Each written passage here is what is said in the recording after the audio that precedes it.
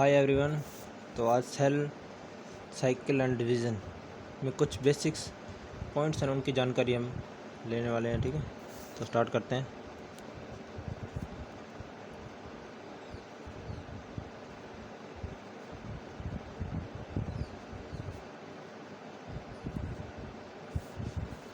तो क्या क्या पढ़ेंगे हम इसके आज? डीएनए के बारे में पढ़ेंगे। डीएनए के देखेंगे भी डीएनए होता क्या है, डीएनए के बारे में पढ़ेंगे। और क्रोमेटिन के बारे में पढ़ेंगे।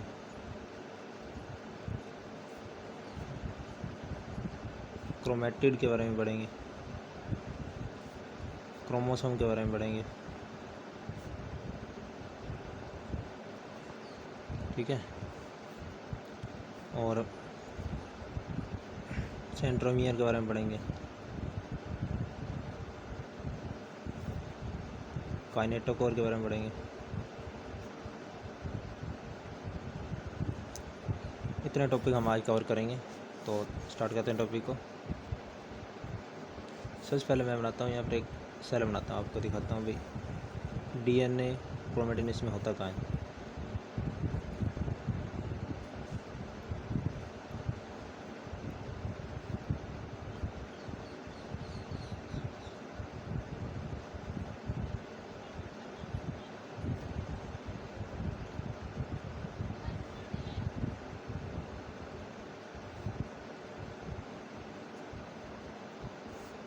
ठीक है,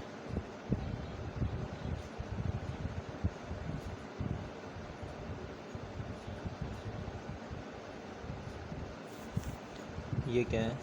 ये सेल मेम्ब्रेन है।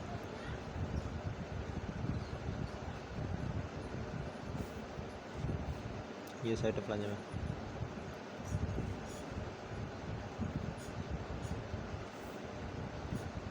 ये न्यूक्लियर है।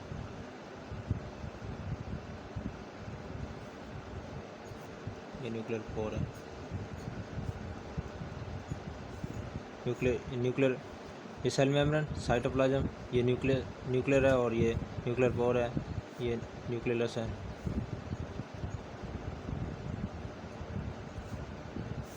न्यूक्लियस में क्या होता है? आरएनए का संश्लेषण होता है जिससे प्रोटीन बनता है।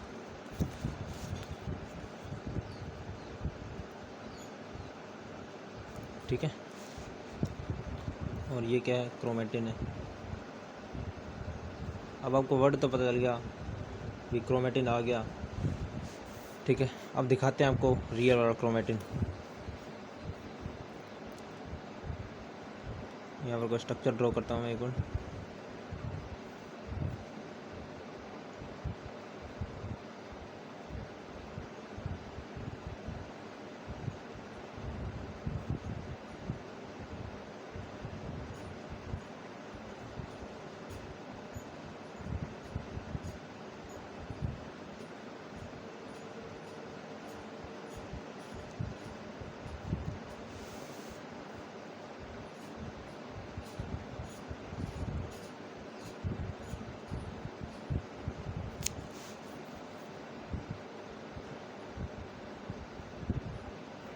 ये देख रहे ना आप, ये इतना पार्ट जो कम संघनित है ये डीएनए है। डीएनए से मिलकर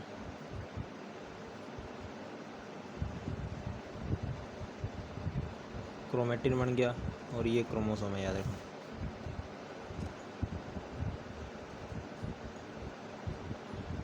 ठीक है, तो ऊपर से नीचे डीएनए से हम क्रोमोसोम की तरफ जाते हैं तो क्या संघनन बढ़ता जाता है।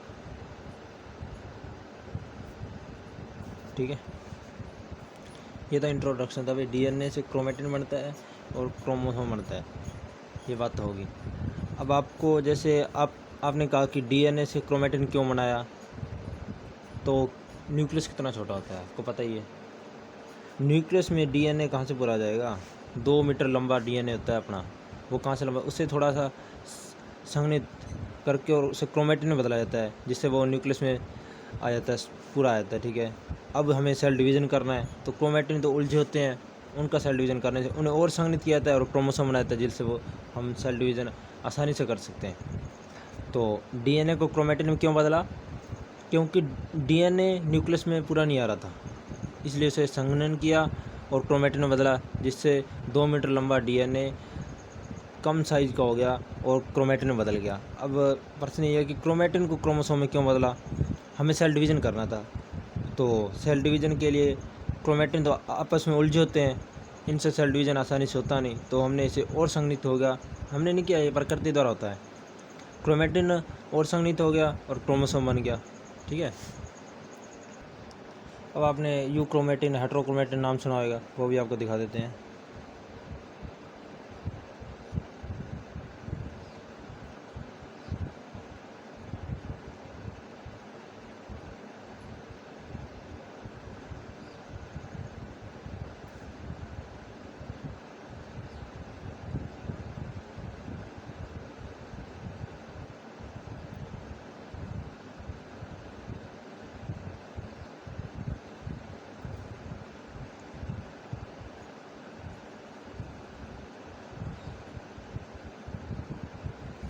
तो ये यहाँ से यहाँ तक डीएनए हो गया, ये यूक्रोमेटिन, ये हेट्रोक्रोमेटिन,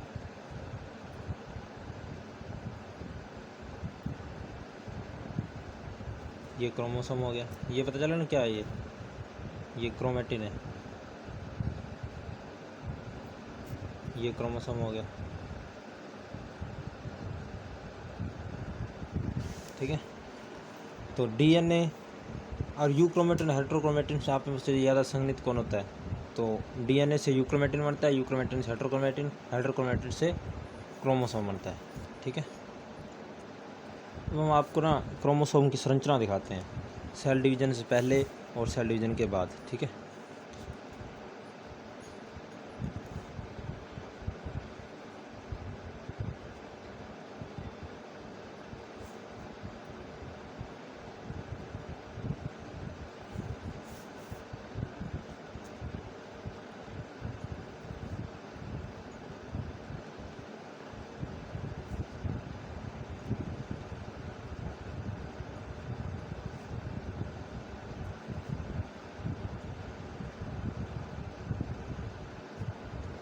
तो देखेंगे आराम से।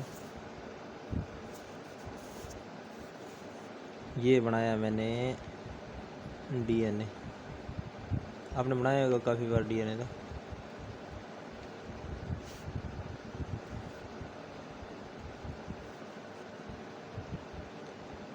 ये विभाजन के बाद देखते हैं।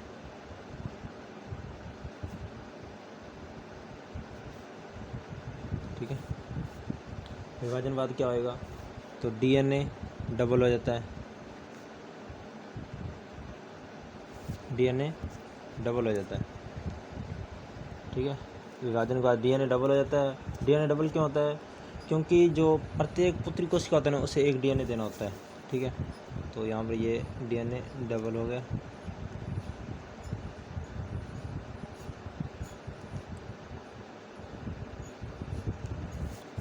तो इसमें हम देखते हैं, जैसे ये विभाजन से पहले जो डीएनए है उसमें क्रोमोसोम कैसे है।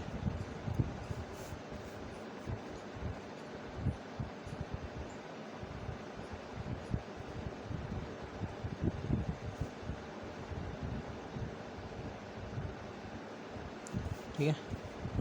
तो इसमें आपने कुछ ऐसा डीएनए देखा होगा, क्रोमोसोम देखा होगा, सॉरी। ये देखो, पहले दोनों बना देता हूँ फिर मैं। और विभाजन के बाद में क्रोमोसोम कैसा दिखेगा, यदि हम डीएनए को माइक्रोस्कोप पर देखें और उसमें डीएनए कंडेंस करते जाएं, जो विभाजन किया नहीं उससे पहले ही हम उसे सेल में डीएनए देखें, जो सेल हमने डिवाइड नहीं की ना, उसमें हम यदि डीएनए देखना चाहें, क्रोमोसोम देखना चाहें, तो हमें ऐसा दिखेगा वो। और यदि हमने डीएनए सेल डिवाइड कर दी और उसमें हम क्रोमोसोम देखना चाहेंगे, तो उसमें हमें कैसा दिखेगा वो देख लेते हैं।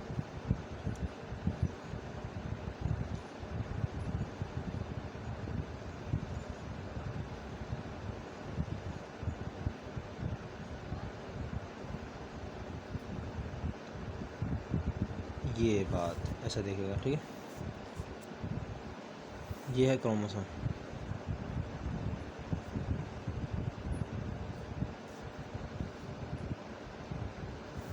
ये भी क्रोमोसोम है।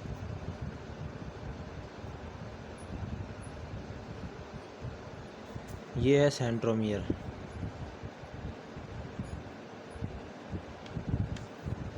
ये रहा इसका सेंट्रोमियर।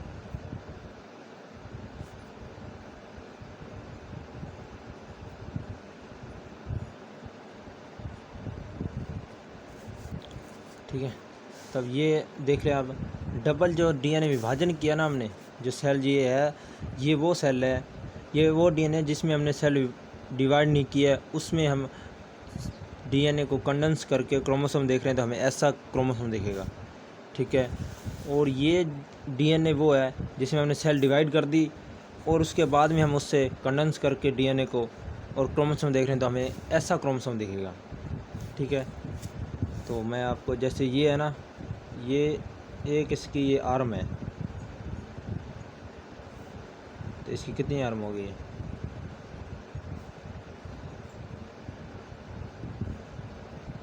क्रोमोसोम तो ये भी एक है और ये भी एक है, इसमें आप देखना चेंज क्या हुआ है। और ये पूरी वाली इसकी लंबी वाली ये क्या है?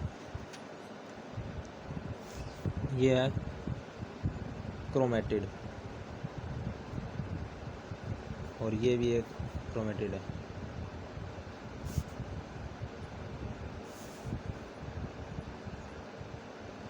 ठीक है, और ये जैसे आपस में है, तो ये दोनों क्या हो गई? सिस्टर क्रोमेटिड होगी।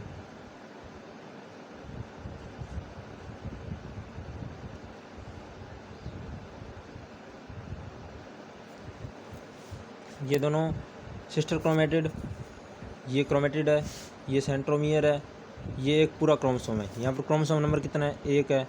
यहाँ पर क्रोमोसोम नंबर कितना है? एक है। यहाँ पर क्रोमेटिड कितने हैं? तो ये एक पूरा क्रोमेटिड हो गया।